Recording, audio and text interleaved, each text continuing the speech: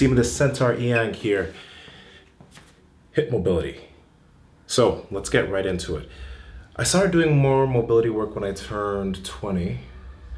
And at that time, actually, when I was squatting, I had really difficult issues hitting the bottom of a squat. I was flexible, but I didn't feel comfortable hitting the bottom of the squat. So people can argue that the reason you're not hitting depth is just because you're not comfortable being under a bar because you're new to squatting. And that's one thing, but another thing is that some people just don't have the mobility to do that.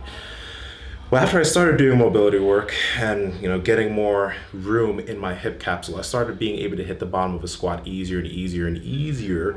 And then over time, like nowadays, it's very easy for me to hit depth. It's no problem. I actually need to start cutting depth because of it.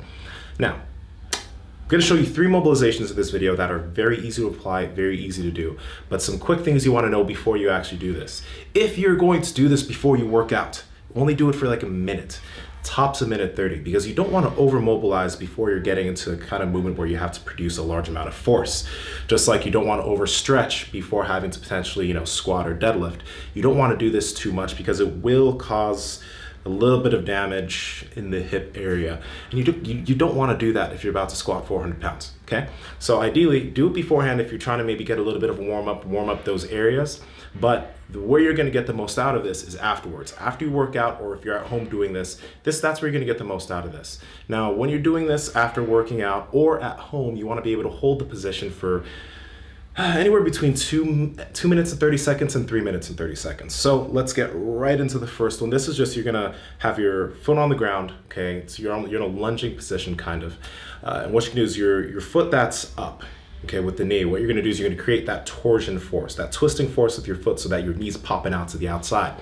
You're gonna feel this in the back of your hip. You wanna keep your torso fairly upright, and you're just gonna oscillate where you kind of feel resistance, okay? You're gonna hold this position again for like 3 minutes, but you're just gonna go back and forth and trying to find any type of rough spots or tough spots, and it's just, you're just looking in there and hanging out in that position as long as you can. It's gonna feel a little bit uncomfortable, and for those of you that don't have good hip mobility, it's gonna feel rough.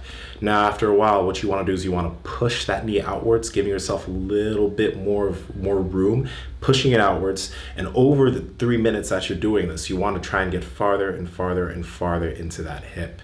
Keep oscillating back and forth so that you can, break up some soft tissue and get a little bit more room in that hip capsule. And that's number 1. Number 2, you're gonna get a band, and this is called a band of distraction. Type this in on YouTube and you'll get so many more options and things you can do, but I'll keep giving you more videos.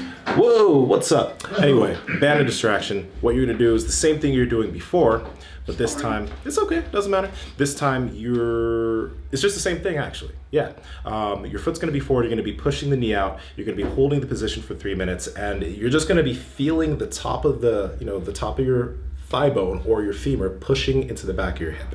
It's that easy. You're gonna again hold that position for 3 minutes, nothing difficult, nothing crazy, easy to do. And then the last one is going to be, you're going to use the band again, put it under the cleft of your butt cheek. I love saying that, the cleft of your butt cheek. Put it under the cleft of your butt cheek, walk backwards, get into a lunging position again. But now, the top of your thigh bone or your femur is gonna be coming forward, and you're gonna feel that resistance forward. You're gonna be flexing your butt cheek, okay? You're gonna be bringing your hips into full extension and flexing your butt cheek. Again, moving back and forth, finding difficult areas. It's really not hard to do. It's really simple. So that is it. Easy to apply, easy to do. It'll bring you some help. Now, you wanna do this stuff maybe 3-4 times a week. And you want to do it continuously, because it was only after I was able to do this stuff for a few months continuously and doing it over and over again that I found it easier and easier to hit the bottom of a squat without much resistance. So that's it. Do this now. Start applying it. Start using it. And you will see some awesome results. I hope all of you had a great new year. This is January 1st, 2017. Let's grind. Let's hustle. Just do what you do. Kill the year. This is the first page in a wonderful 365-page book. Make your story. I'm just trying to be as cringy as possible, guys. This is Nsima the Centaur Inyang from Break the Bar, Be an Anomaly, and I will talk to all of you very soon. Also, LA Fit Expo. I want to see all of you. I want you to give me a hug if you came here after watching this video. Seriously, I'm a big fucking dude, but I want you to give me hugs. I love hugs. You love hugs. Let's give each other hugs. Talk to you soon.